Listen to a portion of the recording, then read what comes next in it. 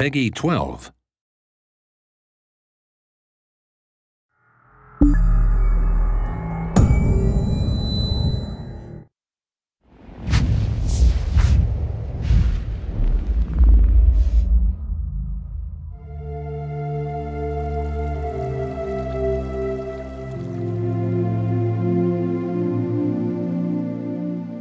With the Elder Scrolls Online, we're bringing two different groups of players together. We got the Elder Scrolls crowd, which is used to great games like Skyrim and Oblivion and Morrowind and the older games. And then we have the MMO crowd, which is used to all the great MMOs from the last 15 years. We're bringing them all together into one great game, and we're really excited to tell you about it.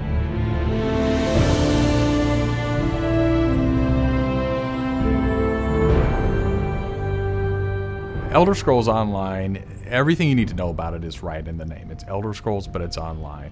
And when the team set out, they wanted to create strategic real-time combat. We wanted to create a lot of world immersion. We wanted to create a landscape that was rewarded exploration. But all of that had to be brought together with really great social systems. So Elder Scrolls Online, it's set 1,000 years before Skyrim. And not only is it 1,000 years before Skyrim, but it draws on all the legends and everything that you've read about in the books that you find in Elder Scrolls games. So we've got 20 years of lore to draw upon. We made sure that Morrowind, Cyrodiil, and Skyrim feel like they do in Elder Scrolls 3, 4, and 5. The art style is right in line with those titles. Now you can explore all of Tamriel. You can return to places that you've seen before, and you can explore new places that you've never been.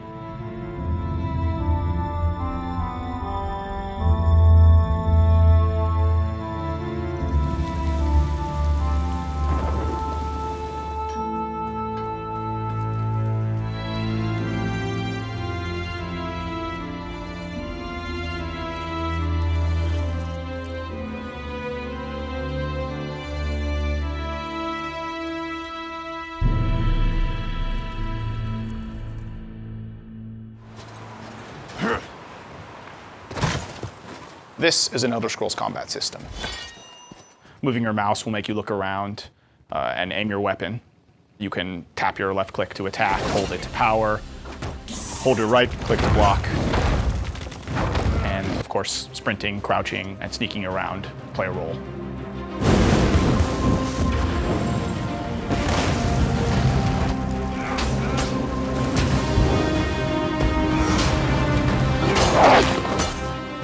All of our characters are designed so that hundreds of them can be on screen at one time. You're going to have lots of customization options to make your character look unique. You'll find Dwarven armors, Daedric armors, Elven armors, basically all the types of armor styles and customization options that you expect from an Elder Scrolls game and the Elder Scrolls lore. By far the worst experience of any online game is at its launch, when you're trying to find your friends, you can't find people, you create a character on one shard, and then you find out everyone else is on another shard, and you have to move. That experience is not good. So we are not going to have shards. We have a technology we call Mega Server, where all players are on one server. So all your friends are right there, you just create a character, you click play, and you go. The game is smart about where to put you. It puts you in game spaces with your friends, with your guildmates. It's a way to be connected with everyone, and the game figures out where to put you. So with Elder Scrolls Online, one of the big things is that you'll be able to get together with your friends and overcome obstacles. So things like public dungeons, heroic dungeons, but most importantly, when you participate with your friends or even just with strangers, you're not competing for resources. You're all working together to overcome something, and you get equal credit for that. As a player, you're able to start off by picking one of 9 races. You'll be able to pick a class, so that's just the start though. From there, all of the choices you make with quests, all of the choices you make in which abilities you choose, which weapons you use, which armor you use, really help make your character stand out in the world. The basis for the customization system in Elder Scrolls Online is that you can use whatever weapon or armor type you actually want to use. You can play as a heavy armor character who's a tank, with bow, or you can play as a mage who uses a two-handed weapon, or you can play as a sneaky guy who runs around healing people. Sort of the combination that you selected out of what armor type you use, what weapon type you use, and what class you use really creates a unique character experience for you. One of the things you're going to be able to do that's going to make you stand out is you have perks. For instance, perks allow you to become a werewolf or a vampire, or maybe even have special pets. But it's not just about that. There are other things like how you increase your stamina, how you increase your magic, or how you increase your health that really take you from your initial class choice, and it makes you stand out because you're saying, these are the things that are important to me. This is the way I want to play. This is the role I want to take in combat.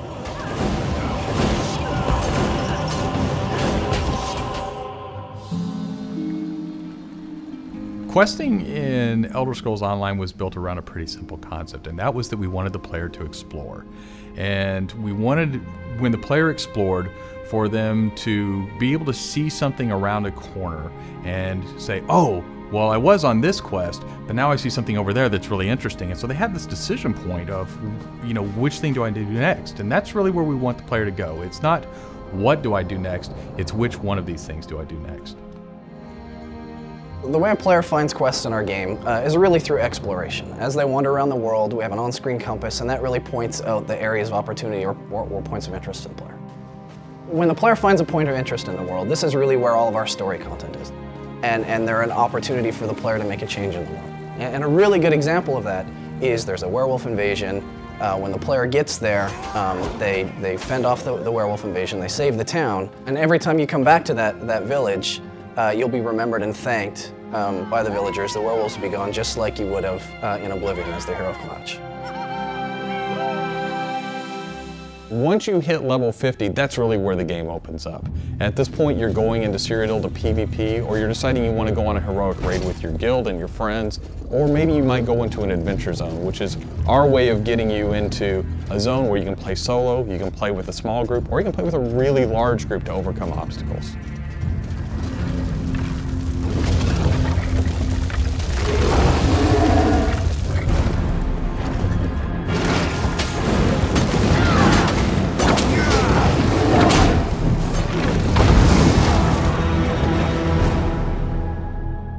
PvP in Elder Scrolls Online is focused around taking various structures in Cyrodiil. If you remember Cyrodiil from Oblivion, the space is very large, and that's a perfect setting for having three alliances fight each other. During this timeline, Imperial City is up for grabs, and there's no Emperor, so players are going to be fighting using trebuchets, catapults, all kinds of weaponry to take and hold keeps, structures, and resource fixtures around the keep to actually give the opportunity to crown one of themselves as an Emperor. It's really important to us that PvP isn't just a veteran game. It's got to be something that people can do from the very beginning because you want to be comfortable in getting into this. So we make sure that everybody is on equal footing. So even at level 10, you can go into our PvP area and really have a great experience and a good time.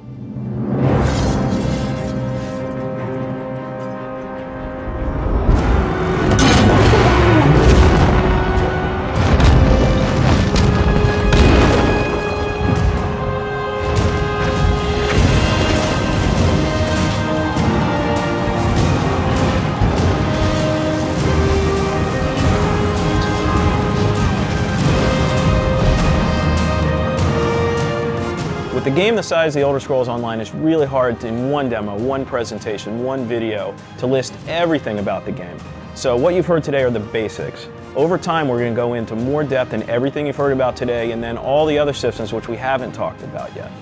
All these elements are going to come together and make Elder Scrolls Online the next great online RPG.